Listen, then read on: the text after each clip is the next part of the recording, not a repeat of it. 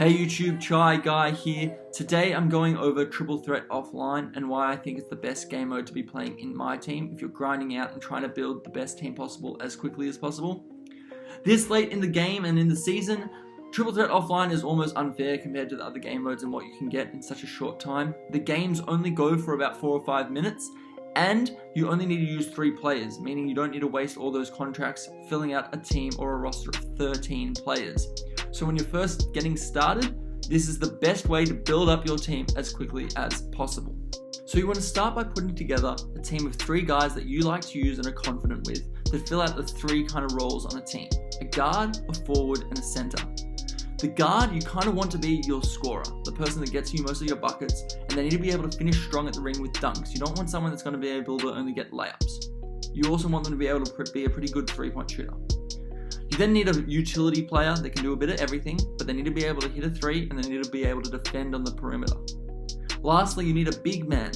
You want the big man to be able to shoot, in my opinion, because you want to be able to kick it out and not have him just hold it and stand there and not be able to do anything with it. But you need them mainly to get rebounds for you and protect the ring and block. Okay, that's the 2 most important things. So the guy that I would recommend the most is this one, my guard, Russell Westbrook. So Russell Westbrook's only a diamond, he's 95 overall, but he's super cheap on the auction house. I think you can get him for probably around 3.5k. I got him for like 4.8k with an infinity contract, so if you can get him somewhere around that, you should be proud of yourself.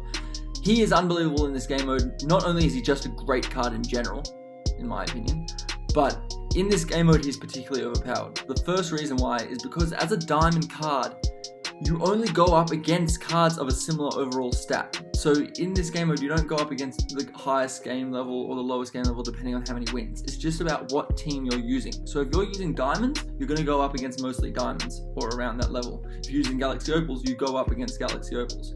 So Russell Westbrook is the one card that I will tell you that you should get. He is unbelievable in this game, for this game mode specifically.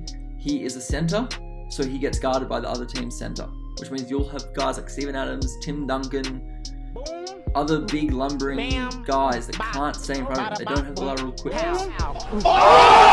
Unless it's like a Galaxy Opal center, most big men won't have the lateral quickness to stay in front of Russ. So he's going to get step back, pull up threes. He's going to get to the ring and get some big dunks for you.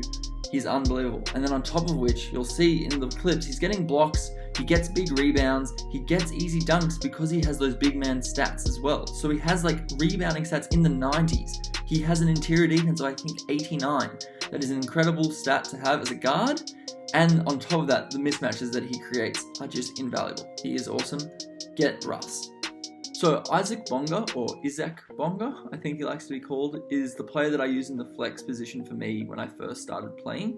He was actually the first player I found in the auction house with an infinity contract, and I loved him. He's awesome. He's a lot like Russ in that his shot IQ is low, which brings down his overall stats, making him an amethyst, but he probably plays like a diamond, I'd say. He has a lot better defense than the stats would suggest, because I think his block is only about 70, but he gets a lot of blocks because he's got that really long wingspan. He's 6'8", he's really athletic.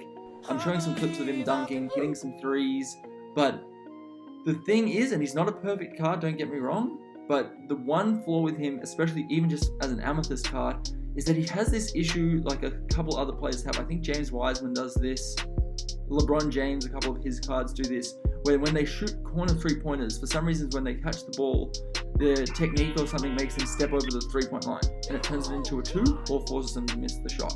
So he doesn't do it every time, but he does it a lot of the time. So be wary of that when you're using Isaac Bonga.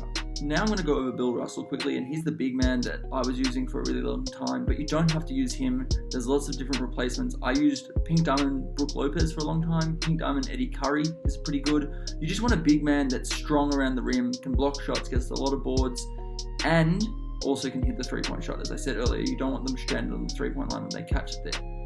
There is something, if possible, if you can afford it, and they're going down in price a lot now, so you can find them. You want a big man, possibly, that's out of position. Maybe plays small forward, shooting guard. I use him now. Kristaps Porzingis glitched, and that helps with the mismatch things like with Russell Westbrook as well. So if you can find something like that, they're a great handy player to use. But you just want to have this player just so they can sag off the opposing team's big man and kind of cheese and stain the paint and stop the other team from getting easy layups. That's pretty much all you want to do. Sometimes you're going to get burned, they're going to hit threes on you, but for the most part, it helps you finish these games really easily and really quickly. The other thing is you just want to take advantage when you're backing down the smaller guards if you need a guaranteed bucket. And that's all how it works. If you play like that, you pretty much get a win every single time you do. That's the video, guys. Thank you all for watching. If you enjoyed or found it helpful, please leave a like, subscribe, leave a comment if you have any questions. All your support is really appreciated. So thank you, and see you in the next video.